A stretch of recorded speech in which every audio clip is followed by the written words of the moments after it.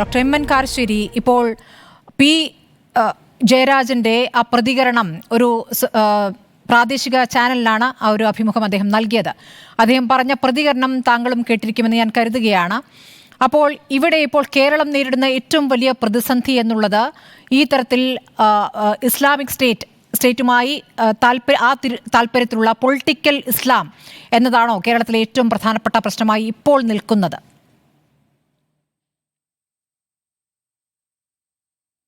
സ്മൃതി, രാഷ്ട്രീയ ഇസ്ലാമിന് എന്നും എതിരുള്ള ഒരാളാണ് ഞാൻ. അപ്പോൾ രാഷ്ട്രീയ ഇസ്ലാമിനെതിരായിട്ട് ആരെന്ത് പറഞ്ഞു കേട്ടാലും അതിനെ അനുകൂലിക്കുന്ന ഒരാളാണ് ഞാൻ.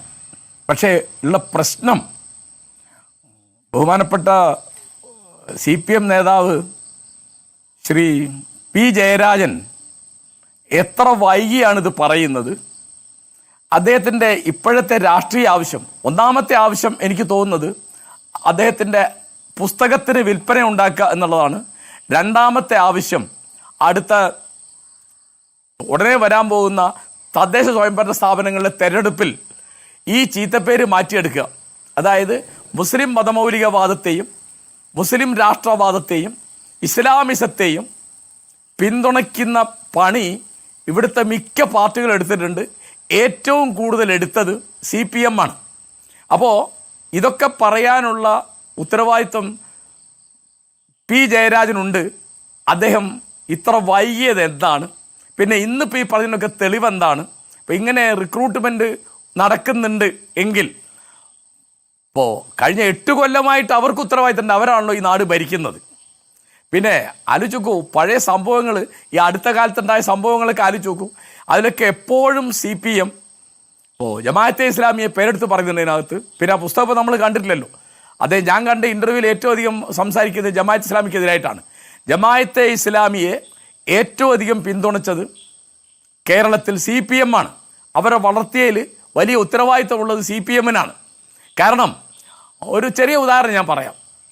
സദ്ദാം ഹുസൈൻ എന്ന് പറയുന്ന ഇറാഖിലെ കൊല്ലപ്പെട്ടു പോയ പ്രസിഡന്റിന് ഒരു ബന്ധവും കേരളത്തോടില്ല. ഒരു ബന്ധവുമില്ല. കാരണം കേരളത്തിന് വേണ്ടി അദ്ദേഹം എന്തെങ്കിലും ചെയ്തെങ്കിൽ അത് ദ്രോഹമാണ്. കുവൈത്തിനെ 90 ആക്രമിച്ചത് കേരളീയരോട് കാണിച്ചൊരു അന്യായമാണ്. അദ്ദേഹത്തിന് പ്രത്യേകിച്ച് ഒരു രാഷ്ട്രീയ പ്രത്യയശാസ്ത്രമില്ല. ബൾസ് എന്നൊരു പാർട്ടിയുടെ നേതാവാണെന്ന് അദ്ദേഹം ക്ലെയിം ചെയ്യുന്നുണ്ട്. അതിലധികവും സൈനികമായ നടപടിയിലാണ് അദ്ദേഹം വിശ്വസിക്കുന്നത്. മാത്രമല്ല, അവിടെ അധികാരത്തിൽ വന്ന ആദ്യം അദ്ദേഹം ചെയ്തത് ഇസ്ലാമിസ്റ്റുകളെയും കമ്മ്യൂണിസ്റ്റുകളെയും ഇല്ലാതെയാക്കുകയാണ്.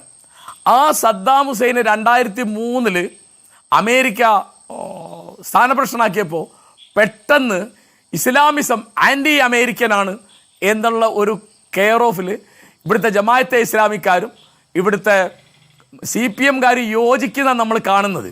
ഏതുവരെ 2006 അന്യായമായി അമേരിക്ക സൃഷ്ടിച്ച ഒരു പാവ ഗവൺമെൻറ് സദ്ദാം ഹുസൈനെ തൂക്കിക്കൊന്നു. എൻ്റെ ഓർമ്മ ശരിയാണെങ്കിൽ 2006 ഡിസംബർ 30 കേരളത്തിൽ ഹർത്താൽ നടന്നു.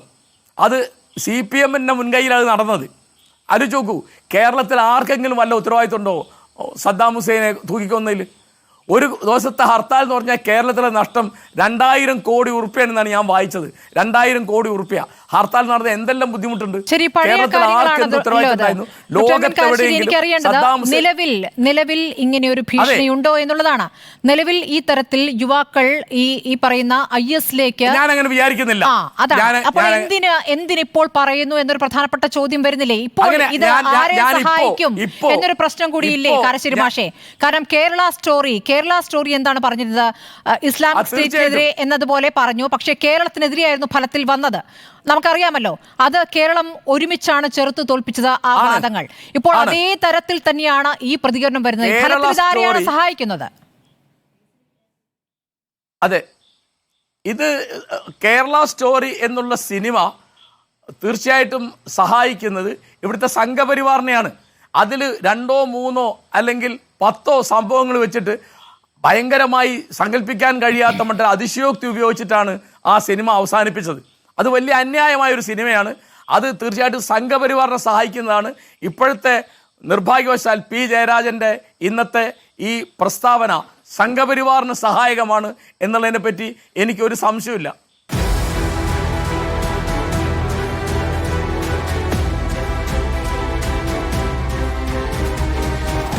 ഡിബേറ്റ് വിത്ത് സ്മൃതി പരുത്തിക്കാട്.